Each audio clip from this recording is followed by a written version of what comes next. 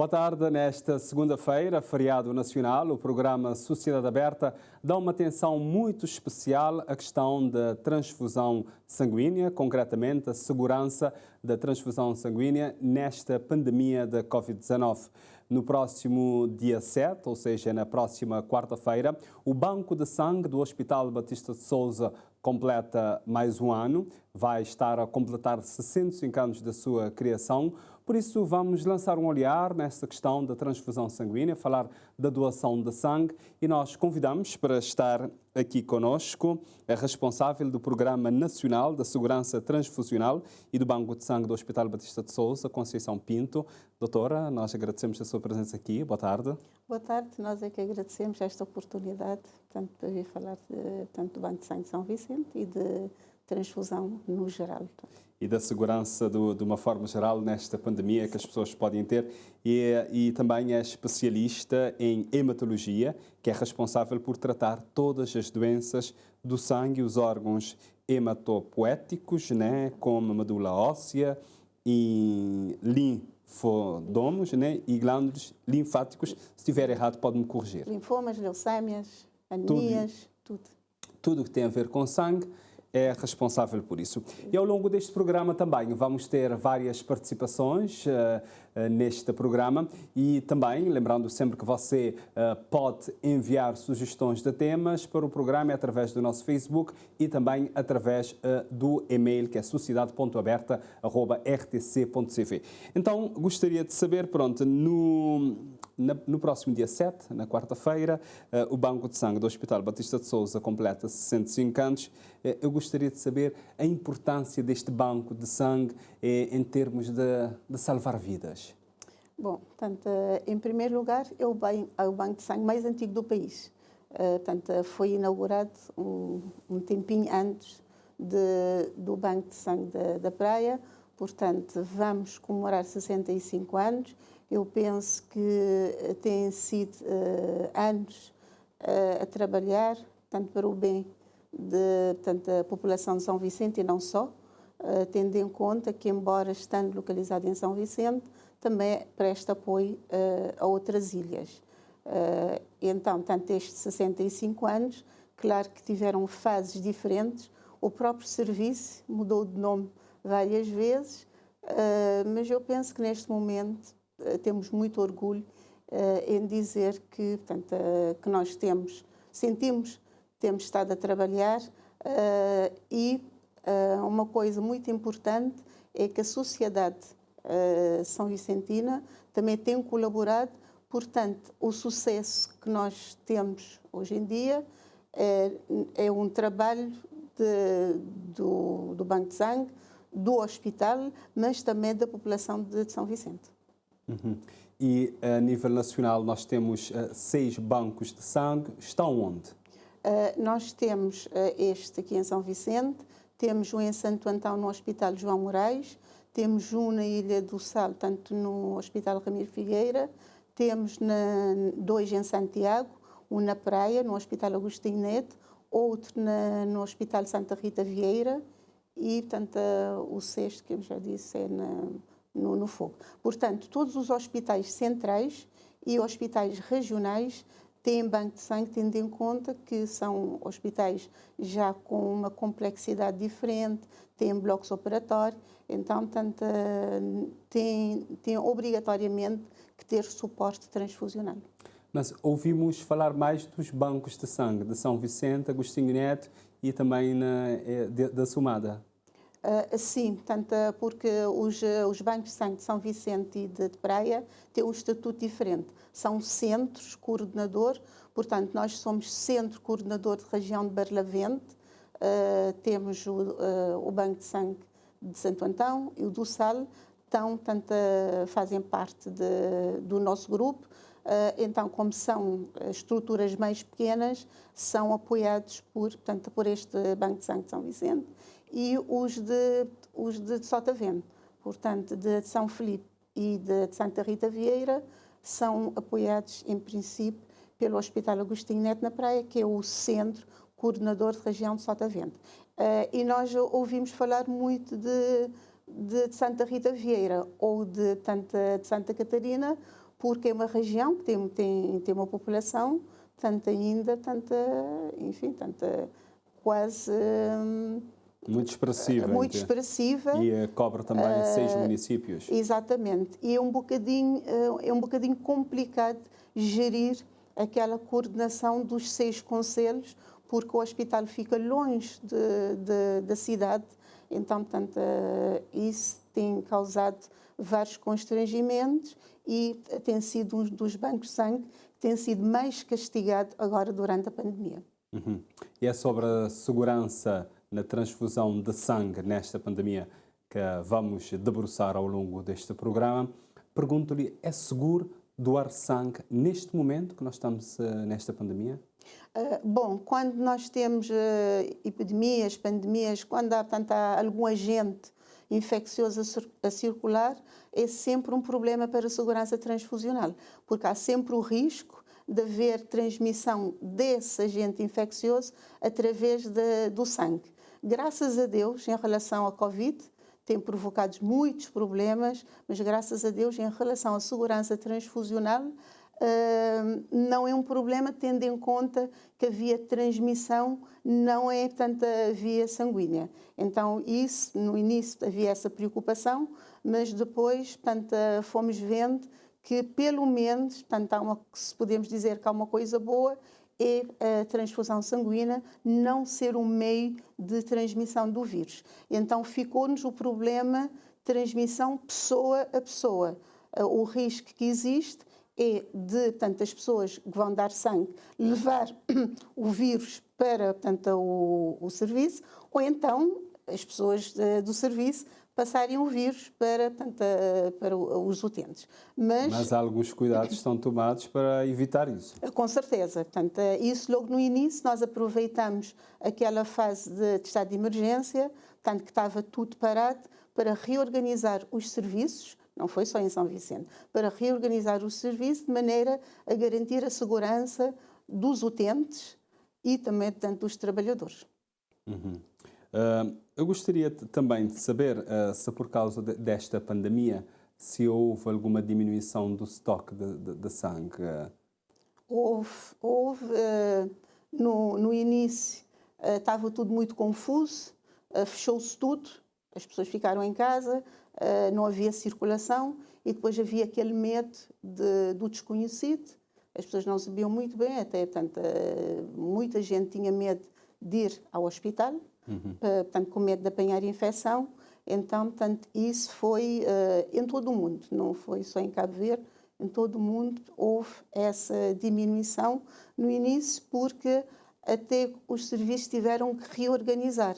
Por exemplo, há lugares onde fazem muita colheita fora do serviço. Por exemplo, nós em Santiago fazem muita colheita, aquilo que chamamos brigada móvel, fora do serviço. E então, essas deslocações tiveram que ser suspensas e depois, por exemplo, o Hospital Agostinho Neto também tinha hábito de fazer muitas colheitas nas universidades, mas as universidades fecharam-se. Então, tiveram que reorganizar e readaptar todo o sistema de doação de sangue e, claro, que no início tiveram alguns problemas. Mas nós também tínhamos uma reserva razoável. Quando se começou a falar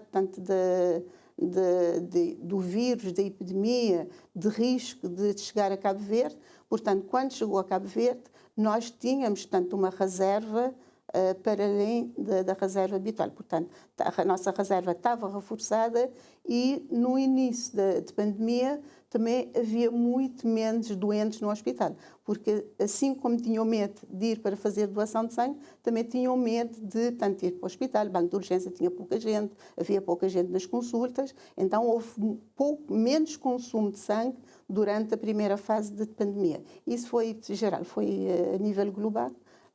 E as causas foram as mesmas: dificuldade de circulação, medo e, portanto, isso tudo. Uhum. E ao longo deste programa também vamos ter algumas participações de pessoas que normalmente doam sangue e, portanto, vamos começar agora com um doador de sangue a dar o seu depoimento neste programa, que é Paulo Bento. até mais de 10 anos, quando então me resolvi a dar sangue. Então, só me podia saber de maneira que minha saúde estava.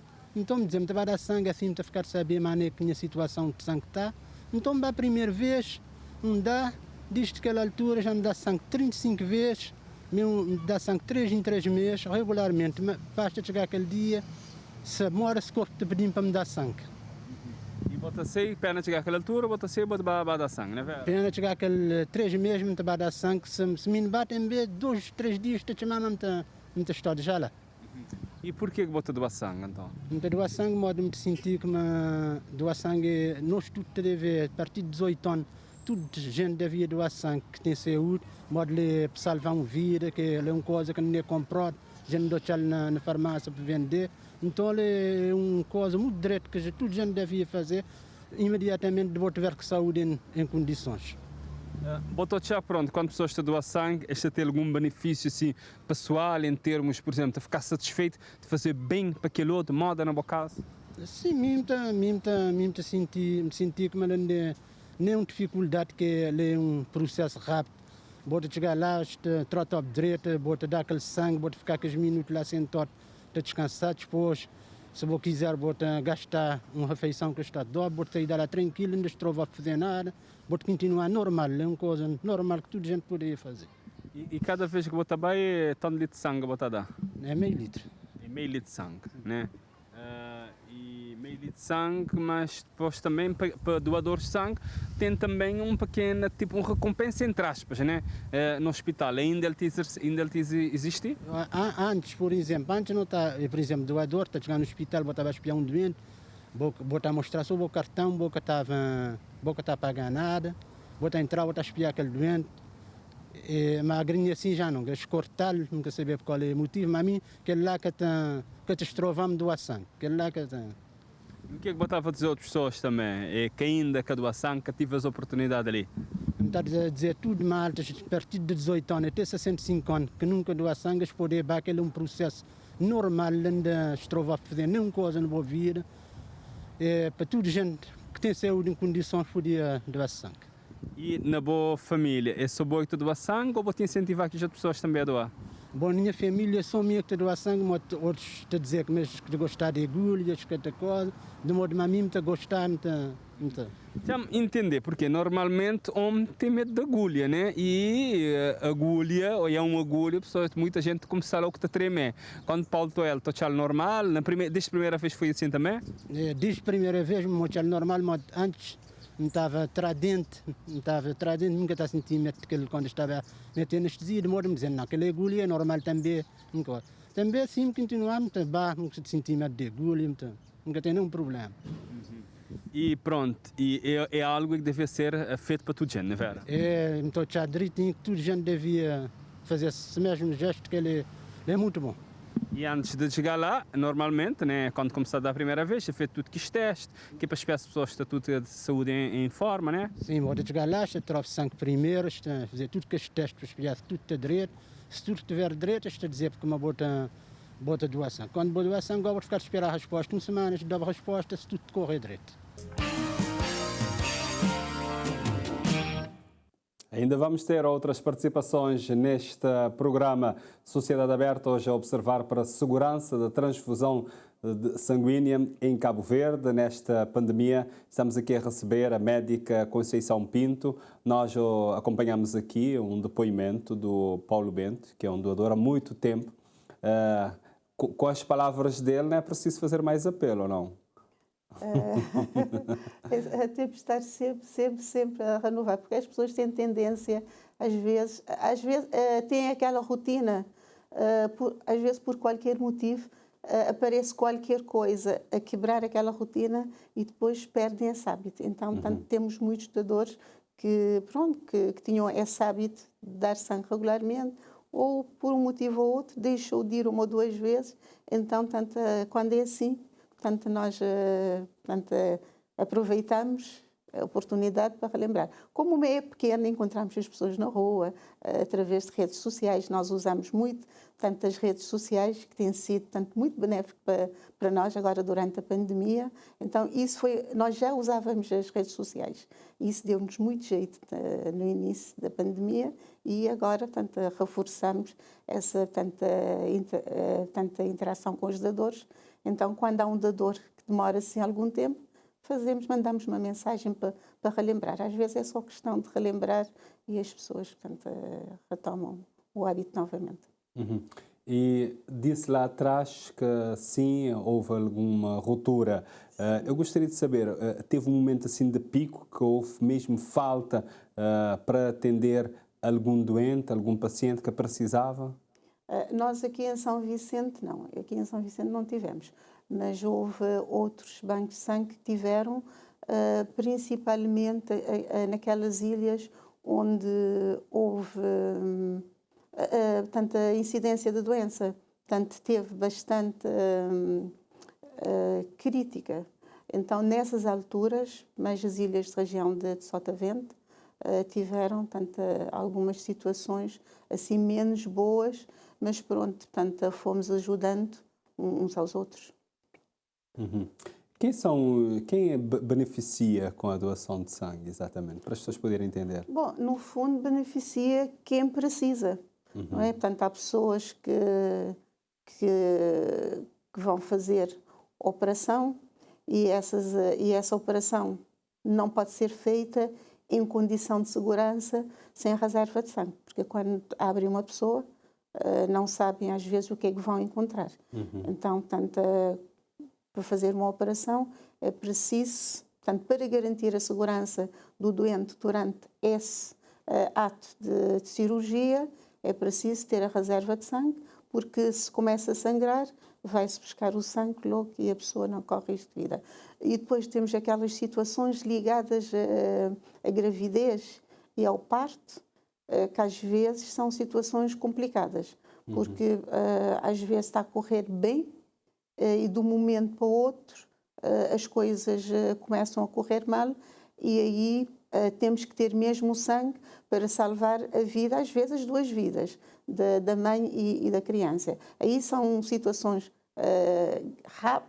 onde temos que agir rapidamente, então por isso é que nós apelamos às pessoas para fazerem dádiva de sangue espontaneamente, para reforçar a reserva, para que nessas situações em que portanto, temos que agir rapidamente, não temos tempo de estar a chamar familiar. Aí só conseguimos salvar as pessoas se nós temos sangue no frigorífico. Depois temos outras situações de hemorragias digestivas, temos esse problema de consumo exagerado de álcool. Então, uma das complicações dos doentes com problemas relacionados com o consumo de álcool, às vezes são aquelas hemorragias digestivas descontroladas, perdem litros de sangue, então precisam de ser tratado ou reposto esse sangue e às vezes vão sangrando durante dias. Então é com esse sangue que nós temos no frigorífico que as pessoas foram lá dar de forma espontânea. Então é esse sangue que nós temos, essa reserva é que serve para salvarmos as vidas nessas situações assim mais dramáticas. E depois temos outros doentes, que já não são situações de urgências, mas são doentes também que precisam de sangue, portanto, para sobreviver, para melhorar a qualidade de vida. Então, depois há crianças também, portanto, que precisam. Então, há sempre necessidade. E como é que são produzidos os hemocomponentes e os hemoderivados? Bom, é assim, portanto, quando a pessoa vai lá fazer a doação, como o Paulo disse, dá mais ou menos meio litro. Não chega a meio litro, portanto, é mais ou menos 4 decilitros, mas digamos meio litro. Então, esse sangue é separado em vários componentes e cada doente toma aquele componente que precisa. Por isso, quando uma pessoa vai fazer doação de sangue, aquele sangue dá para 3 ou 4 pessoas. Costumamos dizer que sangue salva uma vida, mas pode salvar várias vidas. E há algum risco de alguma reação transfusional? Bom, há sempre um risco de, portanto, os doentes fazerem reação transfusional, porque o sangue acaba por ser um medicamento, é um tratamento, é um medicamento que nós injetamos ao doente na veia. Às vezes os doentes fazem, portanto, quando fazem o tratamento com medicamento, fazem a reação. Então, às vezes há, portanto, algumas situações em que os doentes fazem, portanto, reações. Claro que não é assim muito frequente, porque existem várias medidas que foram tomadas no sentido de diminuir as complicações. E uma dessas medidas é diminuir ou minimizar as reações. Mas há aquelas que nós não conseguimos prever ou que não conseguimos, portanto, evitar. Uhum. E as reações podem ser imediatas ou podem ser tardias? Podem ser imediatas ou podem ser tardias e algumas podem até ser fatais se, portanto, enfim, portanto, embora são raros. Esses fatais são raros. Por exemplo, uma das reações mais perigosas é, portanto, se enganamos no grupo sanguíneo da pessoa. Por exemplo, se uma pessoa é do grupo A e for transfundida com sangue de uma pessoa do grupo B, pode fazer uma reação imediata e, às vezes, pode ser até fatal. Então, por isso é que temos muito cuidado, há muitos procedimentos para evitar que isso aconteça. Mesmo em relação à identificação do doente, em relação... E antes de fazer a transfusão, é necessário fazer... Por exemplo, a pessoa pode dizer, eu sou do grupo B ou do grupo A, mas é bom checar isso em termos das análises para confirmar, ou não? Confirmamos sempre. Sempre. Há vários passos de confirmação do grupo sanguíneo. Tendo em conta que um engano pode ser fatal, então até chegarmos à transfusão, esse grupo sanguíneo é repetido aí umas 3 ou 4 vezes. Uhum. Então vamos agora acompanhar mais uma dadora, que faz a sua dádiva de sangue, que é Julieta Lima. Me dá sangue desde 2007. Também regularmente, 2 vezes por ano me ali, também de forma espontânea, porque me sabe porque sangue é um bem essencial para a nossa vida, só que nunca te encontrá-lo na farmácia, nunca te pode comprá-lo, então me também ali regularmente, 2 vezes por ano, me dá sangue porque me sabe como me contribui para salvar vidas, pode salvar até 4 vidas, né? Com doação de sangue. Ele é feito de forma simples, totalmente seguro. Toda vez que nós chegamos ali, nós é bem recebido, nós nos sentimos confortável. Então, eu pedi a tudo que tem, que saber que ele pode doar, que ele pode ajudar, pelo bem. Tá bom?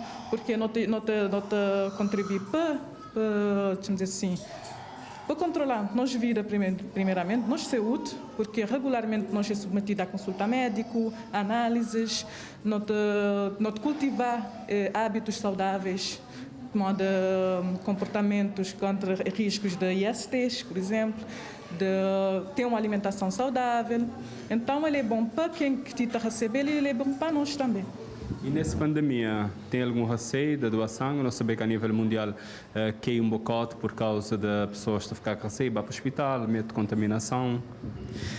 Me já me sangue 2 vezes durante essa pandemia e na tudo que as vezes com bem, fui super bem recebido, regras de segurança, tenta ser seguido à risca.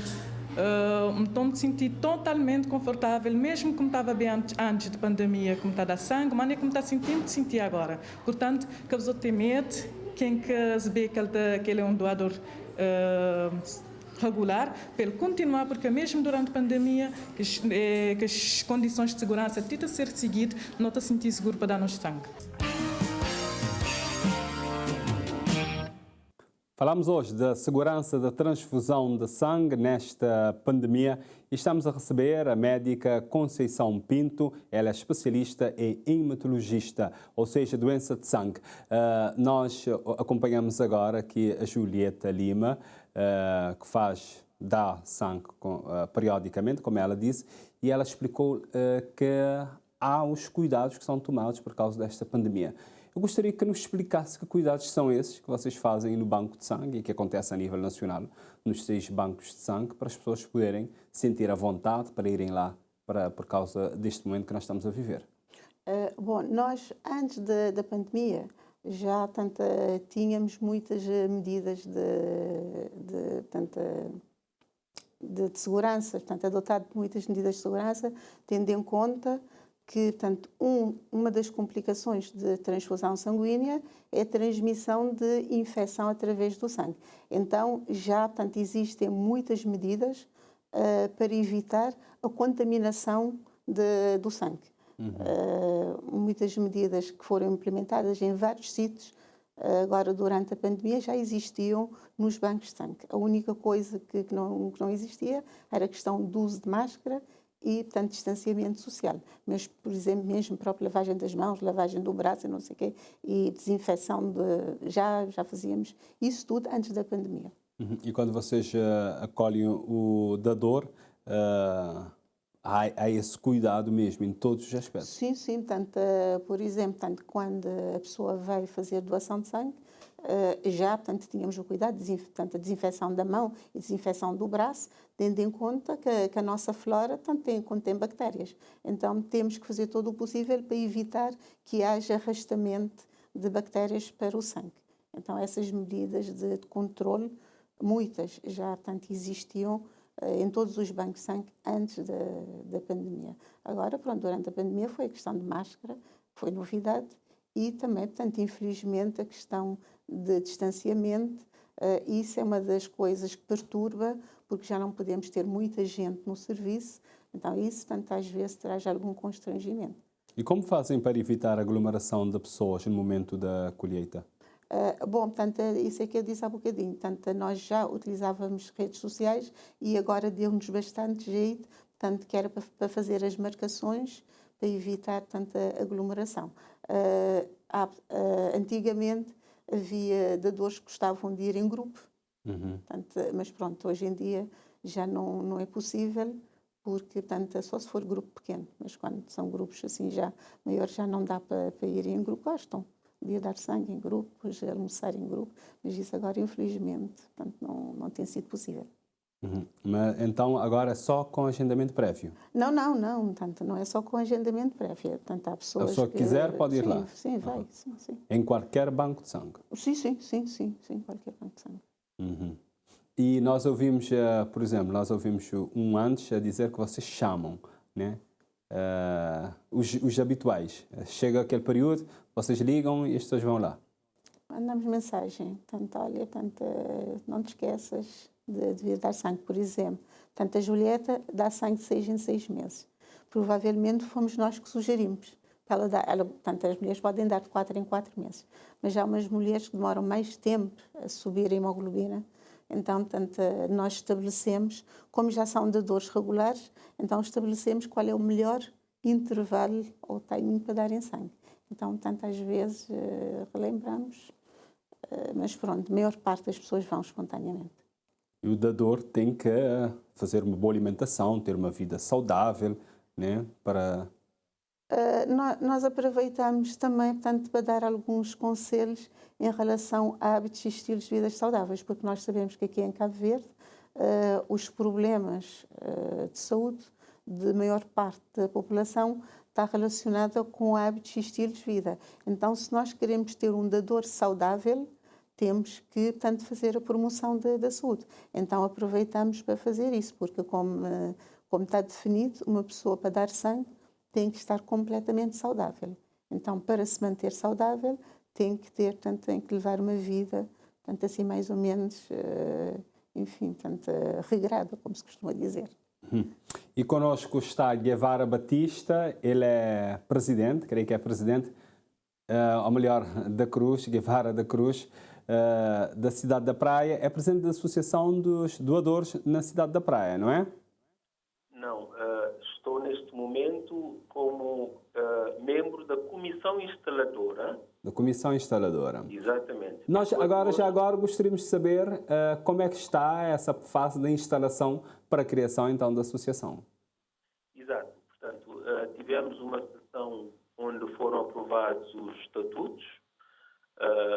Já temos uma base para daqui a 6 meses termos as eleições, a partir do qual será constituída a associação realmente. Neste momento temos uma comissão instaladora para os doadores voluntários de sangue da praia. Uhum. E qual é que será exatamente o foco da associação? Claramente, com base nos estatutos, nós pretendemos que, antes de mais, um aspecto muito importante é uma doação voluntária. Sabemos que existe o mito da questão da troca por valores financeiros. Isso é um aspecto muito importante que nós temos que combater, sensibilizar a comunidade. Já temos uma base muito alargada de inscritos como futuros membros da associação. Estamos à volta de 70 pessoas, portanto, já que é uma base muito considerável, até termos a associação formada, pretendemos alargar esta base em estreita colaboração com o Hospital Dr. Agostinho Neto. Uhum. E pensam em angariar, ou seja, sensibilizar as pessoas também para fazer a questão de dar sangue uma rotina? Exatamente. Portanto, temos a sorte desta equipa que está agora constituída. São jovens muito ativos que, ao longo do seu percurso, têm feito doação voluntária, vários anos. Portanto, ao longo do mês de junho, tivemos várias atividades, caminhadas, portanto, sempre seguindo o protocolo. E tivemos também doação ao longo deste mês, de forma mais intensiva, para promover a doação voluntária de sangue. Uhum. E já agora, gostaria de saber que outras ações é que vão fazer. É muito importante a componente da sensibilização.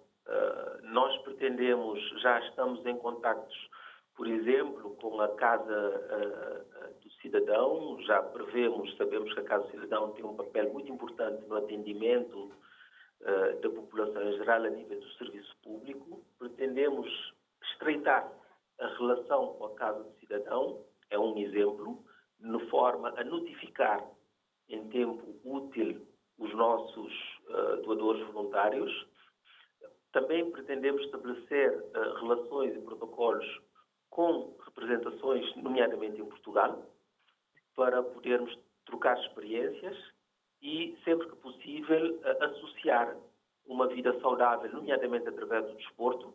Como referi, tivemos uma caminhada para a Cidade Velha algumas semanas atrás, onde tivemos uma moldura interessante, na volta de 20 pessoas, mais para dar o início. Portanto, a sensibilização será o ponto forte para alargar a base e combater a falta de sangue que tem acontecido de forma periódica no banco de sangue.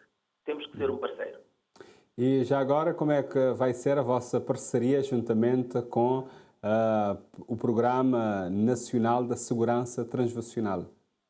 Naturalmente, aproveito para cumprimentar a doutora, que está também no programa. Tivemos uma conversa há alguns dias atrás, inclusive aceitou o convite que fará, em princípio, a ser confirmado no dia 15 de julho, uma apresentação específica para a comunidade de doadores da praia, que está na nossa base de dados.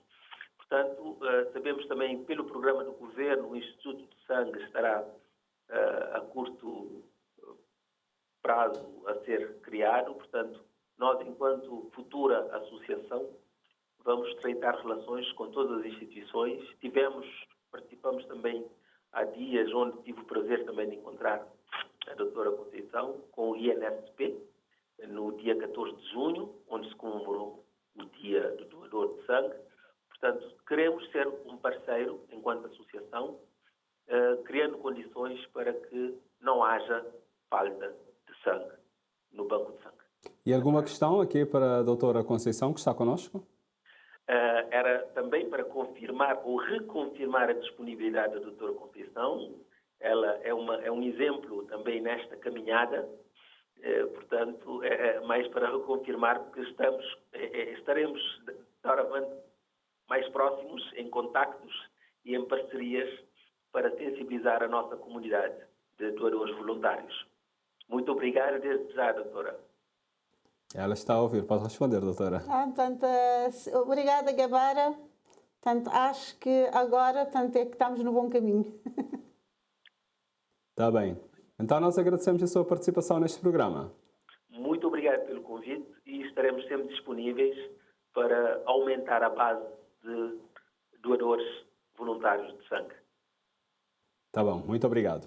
Muito obrigado. E pronto, esta é uma iniciativa que deve ser replicada noutros lugares, ou não? Com certeza.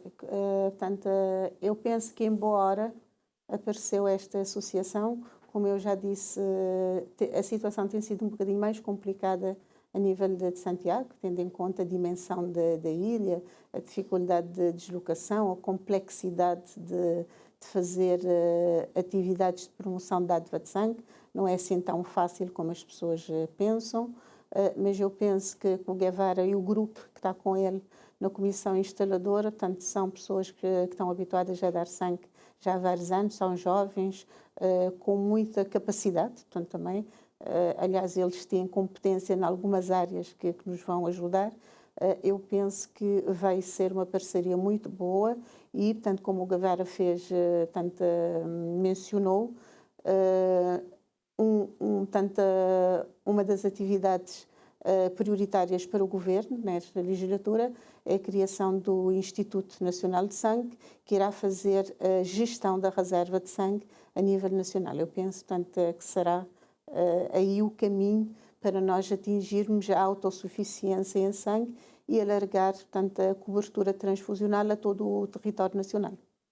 Quando uma pessoa dá sangue, aquele sangue fica num frigorífico por quanto tempo? Quando a pessoa dá sangue, antes de pôr o sangue no frigorífico, nós separamos o sangue em vários componentes, porque cada componente tem uma temperatura de conservação diferente. Então, portanto, aquele que vai para 4 graus, portanto, que são os glóbulos vermelhos, esses ficam 42 dias. Uhum. Agora, aqueles que são congelados podem ficar 6 meses, 1 ano, 2 anos, 3 anos, conforme tanto o congelador que nós temos. Por exemplo, se estiver num congelador a menos 80 graus, não é? Pode ficar 3 anos. Uhum. Se tiver... Mas os que nós temos no país, pode ficar quanto tempo? Sim. Temos portanto, até... Nós temos um congelador, portanto, que vai ter a menos 80 graus. Todos os bancos têm o mesmo congelador? Não, portanto, nós e Agostinho Neto, os outros não precisam. Pronto, é um congelador muito caro, um congelador, aliás, é o tal congelador que precisam para pôr as tais vacinas. Da Pfizer. Exatamente. Portanto, então, como é um ultra congelador, conserva muito bem. Quando nós temos o produto nesse congelador, pode ficar até 3 anos. Se não está nesse congelador, se está num desses tipo doméstico, por exemplo, aí já só fica 6 meses. Uhum. E há um estoque razoável de sangue? Sim, depende. Cada banco de sangue tem uma situação diferente. Nós, por exemplo, aqui em São Vicente, antes da pandemia, tínhamos uma situação quase sempre boa. Eu não digo sempre porque, portanto, há umas alturas em que há grandes consumos. Por exemplo, durante a noite podemos gastar a reserva do mês.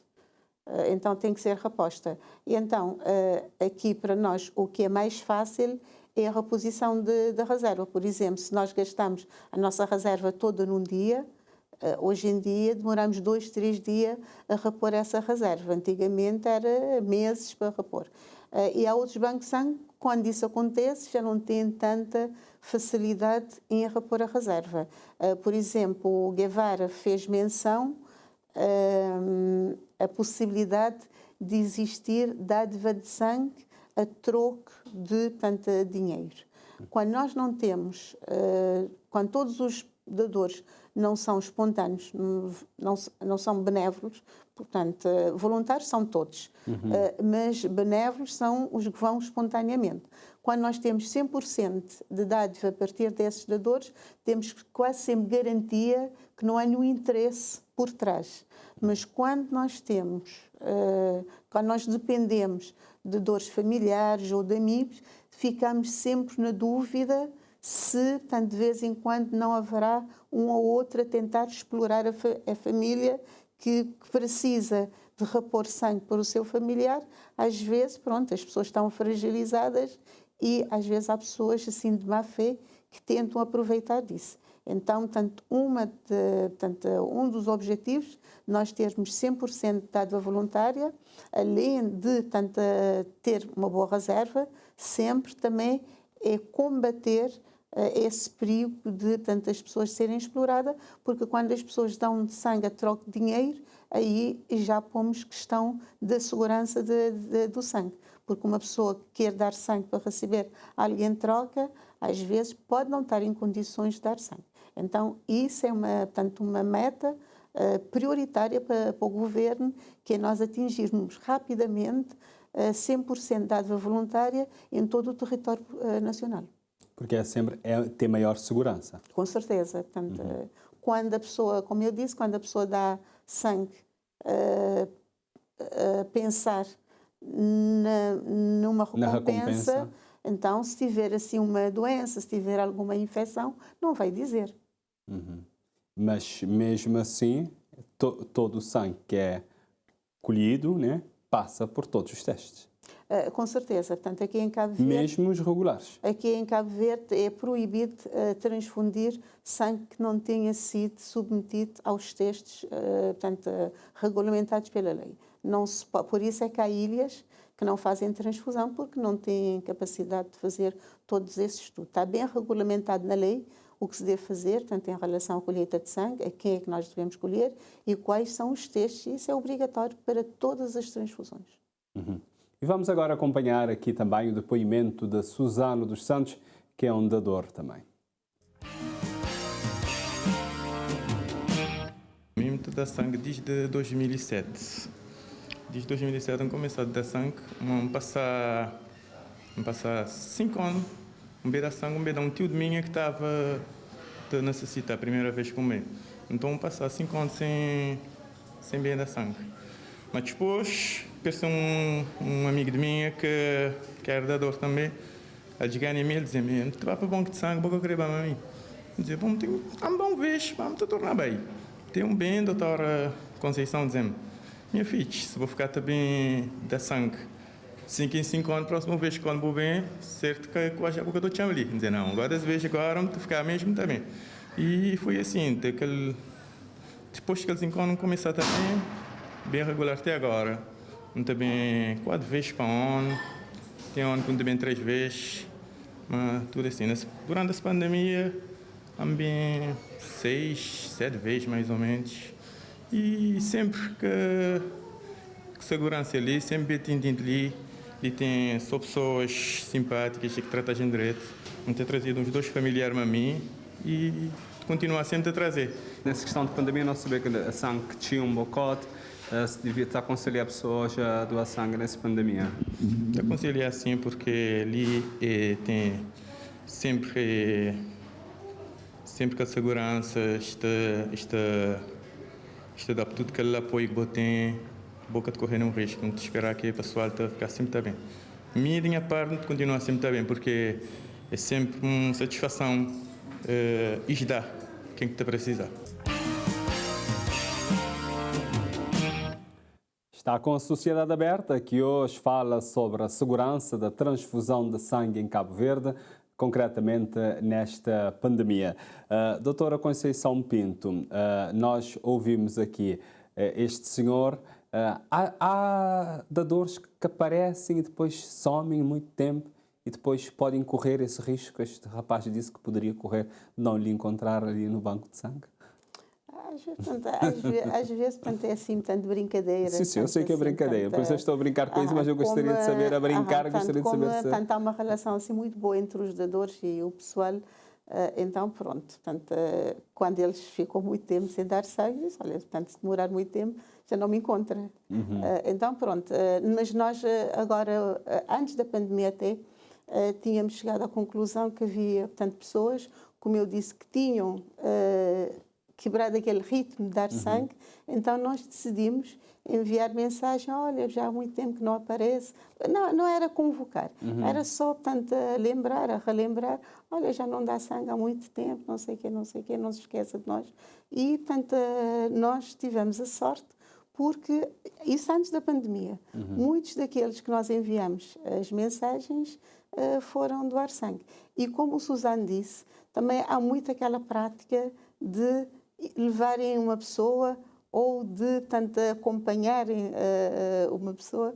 Então, tem sido, nós fazemos poucas recolhas de sangue fora do serviço porque não há necessidade. Portanto, as pessoas vão lá espontaneamente.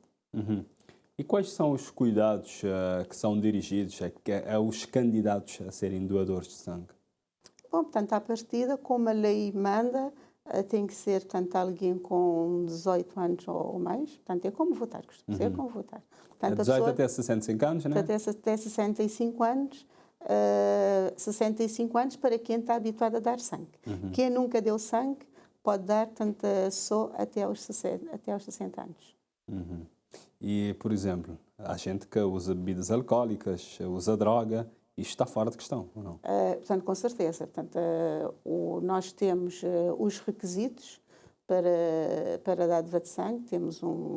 Temos um folheto informativo que explica quem é que não pode dar sangue. Aquelas situações que impedem, portanto, a pessoa... Quem não pode, então? Vamos ajudar aqui para as pessoas poderem Bom, entender. portanto, para já, portanto, à partida, pessoa com qualquer tipo de problema de saúde, em princípio, não pode dar sangue. Depois, se a pessoa está a tomar algum medicamento, se a pessoa teve, portanto, alguma infecção, portanto, algumas infecções, por exemplo, só o facto da pessoa ter tido essa infecção já, portanto, impede a pessoa de dar sangue. Por exemplo, as pessoas que, portanto, consumiram drogas por via endovenosa, portanto, na veia, ficam impedidas de dar sangue para sempre, mesmo quando já não estão a consumir. Por exemplo, pessoas que viajaram para zonas onde há determinadas infecções, por exemplo, malária, né? Malária, tanto assim, por exemplo, ficam impedidas de dar sangue durante X tempo. Depois são contactos, por exemplo, uma pessoa que teve contacto com alguém com uma doença infecciosa, também não pode dar sangue. Depois há a questão de, por exemplo, as pessoas que fizeram tatuagem, piercing, aquelas ações que implicam contacto com sangue, por exemplo, tatuagem, piercing. Já não pode dar mesmo? Não pode dar durante um ano. Durante um ano. Que é aquele período, por exemplo, portanto, a pessoa foi fazer tatuagem. Nós não sabemos em que condições fez a tatuagem. Eu não estou a dizer, portanto, toda a gente faz tatuagem, corre risco, não é? Porque, portanto, há sítios onde tem regras de higiene, mas também há outros sítios onde não tem. Então, como, portanto, há risco de contacto de sangue, há risco de apanhar infecção. E aquela infecção, portanto, que é mais transmitida nessas situações são as hepatites. Pode-se apanhar qualquer tipo de infecção, mas a mais frequente são as hepatites. Então, dá-se aquele tempo que a infecção demora a aparecer. Damos um ano, porque, portanto... Por uma questão de segurança. Aquela que demora mais tempo a aparecer, portanto, é 12 meses, que é a hepatite C. Então, a segurança é para, portanto, a infecção que demora mais tempo. Por isso é que uma pessoa, depois de fazer tatuagem, tem que ficar um ano sem dar sangue. Também cirurgia, se fez uma cirurgia, piercing, portanto, é esse tipo. E evitar também alguns comportamentos de risco. Com certeza, com certeza. Por exemplo? Também, por exemplo, tanto número de parceiros. Por exemplo, tanto uma pessoa que mudou de parceiro há menos de 6 meses não pode dar sangue, aí há o risco de, portanto, haver transmissão de infecção naqueles primeiros meses. Então, portanto, também há mesmo se mudou de parceiro e nas relações utiliza preservativo? Portanto, a questão de preservativo é que às vezes as pessoas usam, outras vezes não usam. Às vezes há uns incidentes com o preservativo. Então, portanto, agora, portanto, a lei determina que são 6 meses com preservativo ou sem preservativo. Há a questão das vacinas.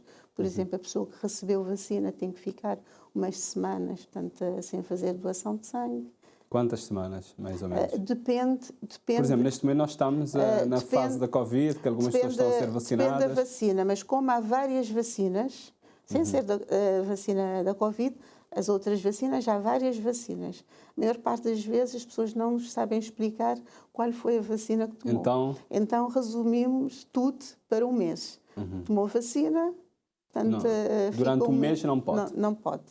Até porque, portanto, nós, neste momento temos só um tipo de vacina, mas existem várias vacinas. Se bem que estas vacinas contra SARS-CoV. Há aquelas que são recombinantes, as novas, portanto, que apareceram agora, essas não têm perigo que as outras tinham. Então, portanto, para evitar confusão, para não termos que ser injusto em relação a ninguém, adotamos, portanto, as mesmas recomendações que nós tínhamos em relação às outras vacinas. Vacinou, espera um mês e vai dar sangue. Quem já teve Covid pode doar? Um mês. Portanto, um mês depois, portanto, da cura. Um mês depois de ser apto, mas há aquelas pessoas que ficam com sequelas. Até agora nós não tivemos ninguém com sequelas. Mas e essas com sequela podem dar? Não, portanto, não podem porque aí, portanto, já são consideradas pessoas doentes. Uma pessoa que fica com sequela de Covid já é uma pessoa doente. Então já não. Então vamos acompanhar também mais um depoimento, agora é da Carlos Vicente também, que participa neste programa. Que tinha receio, pronto, quando me veio da sangue, que nem pensasse que a pandemia, bem tranquilo de vida, não da sangue normalmente, me é bem tratado. Começar de lá daquele empregado de limpeza que é Ineida, até da Tora Conceição. Da sangue já me tem mais de 20 anos da sangue. Eu estou já numa coisa normal, muito bem que eu estou gostado de fazer. Basta que às vezes me estou contar dia que vai bem. Estou contar quanto falta um pouco de dentro, falta um tal dia, muito bem, às vezes estou chamando antes. Às vezes eu chamo-me dia, é uma coisa que eu gosto de fazer, de sentir feliz. Pronto, enquanto tiver que saúde, tudo bem, mas quando saúde bate a faltar já, uma pessoa está parada que já me está com 20 e tal anos de brincadeira. E, por exemplo, por causa disso, você é obrigado também, né, a manter uma vida regrada, uma vida onde que não tem nenhum problema, a cuidar de saúde, porque tem comportamentos de riscos também, né? Isso tem que ser. Se vou prever a vida, vou estar sujeito a qualquer coisa. É complicado.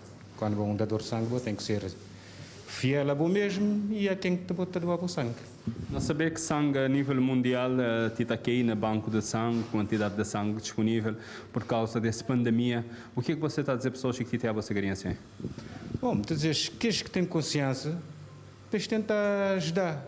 Porque pronto, é uma coisa que não está deixando nas pessoas, nenhum medicamento não está deixando na farmácia de vender. Quem tiver essa boa vontade que bem a doar, sempre se querer bem 1 ou 2 vezes para o ano, já é bem-vindo. Certeza, o Banco de Sangue está agradecido.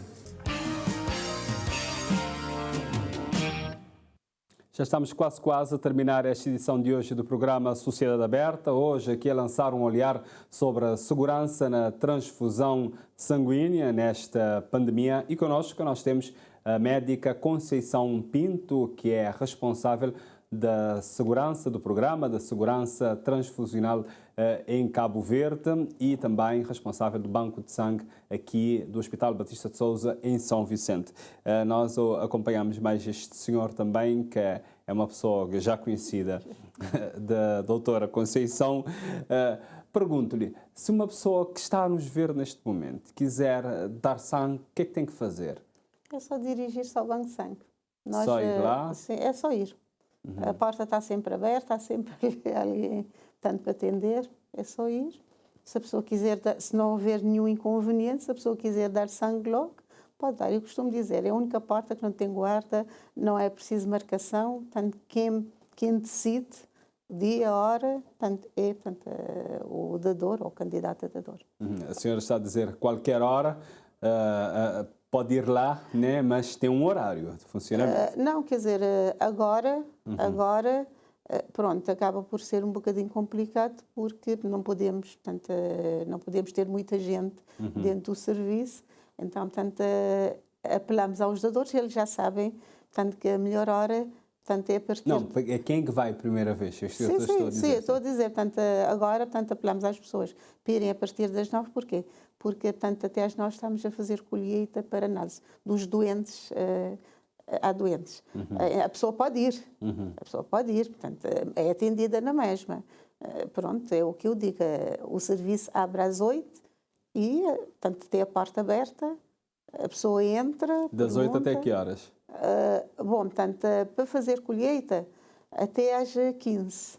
Mas às vezes, por exemplo, esses dadores, esses ou outros que já são regulares, às vezes, por exemplo, por questões profissionais, não conseguem dar tanto naquela hora, que às vezes mandam mensagem, eu só posso ir às 4. Então, às vezes, nós ficamos à espera. Pronto, se é um dador, portanto, que diz que só pode ir às 4, nós já sabemos que eles gostam de dar sangue, então, pronto, olha, pode vir às 4, porque o serviço funciona até às 8. Pronto, portanto, como há muitas transfusões à tarde, então, portanto, há sempre alguém lá até às 8. Pronto, o médico é que não está, porque, portanto, neste momento sou a única, portanto, o meu colega está na direção, então não dá para ficar lá das 8 da manhã às 8 da noite. Mas quando há alguém, ou quando há necessidade, nós fazemos colheita. São só 2 especialistas? Aqui em São Vicente, sim. E há em todos os bancos de sangue há um especialista? Não, infelizmente não. Só somos 2 aqui em São Vicente e há 2 na praia. Então sou Porque eu. há poucos médicos a querer fazer a especialidade de hematologia? Bom, portanto, eu não digo que há poucos, porque, portanto, até considera-se Cabo Verde, para a população que tem muitos hematologistas, porque há países, por exemplo, que não têm. Por exemplo, Santo Tomé não tem, a Guiné não tem, Angola até há pouco tempo não tinha. Mas nós gostamos de comparar com outros países.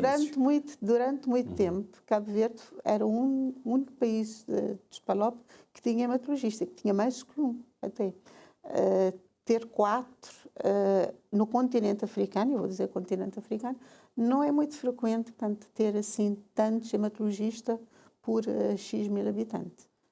Mas é necessário ter nos outros bancos, as pessoas têm que... Quer dizer, não necessariamente, não precisam de ter mas um especialista para cuidar das doenças de sangue? Não, portanto, porque as doenças, pronto, são 2 atividades distintas. Sim. Uma, portanto, é a atividade transfusional, até em alguns países, por exemplo, em Portugal, portanto, são 2 especialidades separadas. Portanto, há um especialista para cuidar de transfusão e há um especialista para cuidar das doenças. Nós aqui fazemos tudo, porque somos poucos. Mas são por isso que há essa necessidade. Não, portanto, porque nós acompanhamos as atividades nesses bancos de sangue. Então, portanto, depois para observar da dor não é preciso ser um especialista. Portanto, qualquer médico tem que ter os conhecimentos, tem que saber quais são os requisitos, tem que conhecer portanto, as exigências legais em relação à dádiva de sangue, mas não é preciso ser especialista, por exemplo, para atender um dador de sangue. Tem que ser médico. Já estamos quase a terminar. Eu gostaria de ouvir nas suas considerações finais, tendo em conta este momento que nós estamos a viver, a questão da segurança da transfusão de sangue em Cabo Verde, nesta pandemia, e também a necessidade das pessoas ajudarem a salvar vidas. Bom, portanto, como eu disse há bocadinho, a pandemia trouxe alguns problemas diferentes para cada banco de sangue. Por exemplo, na Ilha de Santiago, eu tenho que fazer esse apelo. Porquê? Portanto, porque é que eles ficaram com mais dificuldade? Como eu já disse, eles faziam muita colheita, por exemplo, nas escolas, e agora não podem fazer. Então, têm mais dificuldade em manter uma boa reserva a nível da praia, do Hospital Agostinho Neto, e de Santiago Norte, portanto, devido a Covid, e depois é uma ilha onde nós temos tido altos e baixos. Então, isso afeta bastante a circulação das pessoas e afeta a reserva. Por isso, eu tenho aqui que fazer um apelo. Eu faço apelo, tanto em relação à dádiva, para todos os bancos de sangue. Mas eu tenho que reforçar a necessidade de tantas pessoas de Ilha de Santiago estarem mais atentas, tanto para lembrarem que, portanto, cá na cidade, e depois é uma ilha, por exemplo, onde há acidentes, é uma ilha maior, com mais movimentação, então há mais gente, portanto a necessidade é maior. Aí, portanto, eu faria um apelo, portanto, mais profundo ainda, portanto, à população de Santiago, portanto, para dar uma ajuda. As outras ilhas também precisam, porque, portanto, a Covid veio, mas os outros problemas continuam, portanto, a existir. Então, portanto, nós temos que pensar naqueles doentes que precisam de sangue, tanto para para tratamentos ou tanto para melhorar a qualidade de vida. Então, dependendo de nós, como já foi dito, é algo que não pode ser fabricado, não pode ser comprado. É a única coisa que nós não precisamos pedir ajuda externa. Tanto é sangue, porque tanto nós temos nas nossas veias. Está bem, eu agradeço a sua presença neste programa, doutora Conceição Pinto, a sua amabilidade em estar aqui conosco também, porque isto é serviço público também e ajudar as famílias cabo-verdianas. Nós é que agradecemos esta oportunidade. E nós hoje vamos ficando por aqui. Já sabe, pode rever este programa nas nossas plataformas digitais.